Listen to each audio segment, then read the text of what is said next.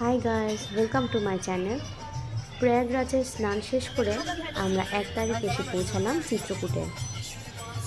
চিত্রকূটে দিনের বেলায় এসে পৌঁছিয়ে রাত্রে আমরা চলে গেলাম রামঘাটে। রামঘাটে সেখানে নৌকা বিহারে গিয়েছিলাম। আমরা একটা নৌকা রিজার্ভ করে নিয়েছিলাম আমাদের জন্য।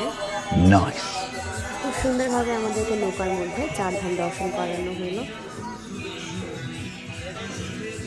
আমরা খুবই ভালো করে এনজয় করেছি নৌকার মধ্যে।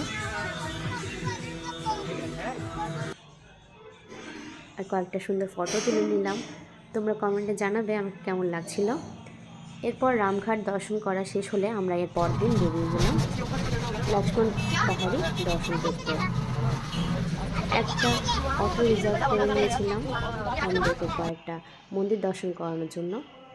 এরপর লক্ষ্মণ পাহাড়ি টিকিট কেটে নিলাম। আর আমি খুবই এক্সাইটেড ছিলাম একটা জিনিসের জন্য, সেখানে রোপ বের করে তারপর আমি খুবই এক্সাইটেড ছিলাম গাইস। এই রোপ ওয়েটা আমি ফার্স্ট টাইম চলবো এবং আমরা ফুল ফ্যামিলি মিলে খুবই এক্সাইটেড। তোমরা আগে কারা কারা রোপ ওয়েতে চড়েছো তোমরা আমাকে কমেন্টে জানাবে। রোপ ওয়েতে চড়ে খুবই মজা লাগছিল আমাদের সবাই, কারণ উপর থেকে নিচে জিনিসটা না দেখলে এটা বোঝা যায় না। জিনিসটা খুবই সুন্দর লাগে।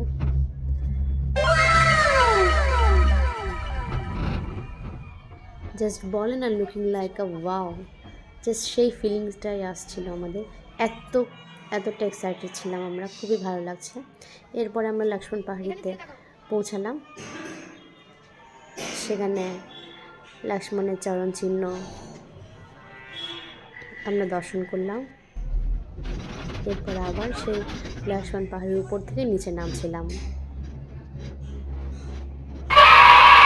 নিচ থেকে উপরে জিনিসটা যেমনটা সুন্দর, উপর থেকে নিচে জিনিসটা ততটাই একটু ভয় লাগে। এরপর আমরা ভরতকূপে পৌঁছালাম। ভরতকূপে এই কূপটা অনেকটাই গভীর। এই কূপের জল পান করতে হয়, তাই আমরা এই কূপের জল নিয়েছিলাম এবং বাড়ির জন্য নিয়ে এসেছিলাম। এটা অনেকটাই গভীর কূপ, সেখান থেকে রশি দিয়ে বালতি করে জল নিতে হয়। চিত্রকূটে দেখার মতো অনেক দর্শনীয় স্থান আছে। এই চিত্রকূট স্থানটি হলো যেখানে ভগবান রামচন্দ্র, মাতা সীতা এবং লক্ষ্মণ ওরা তাদের বনবাসকালটা এখানে কাটিয়েছিল। 14 বছর বনবাস তারা এখানে কাটিয়েছিল, এই চিত্রকূট জায়গাটি।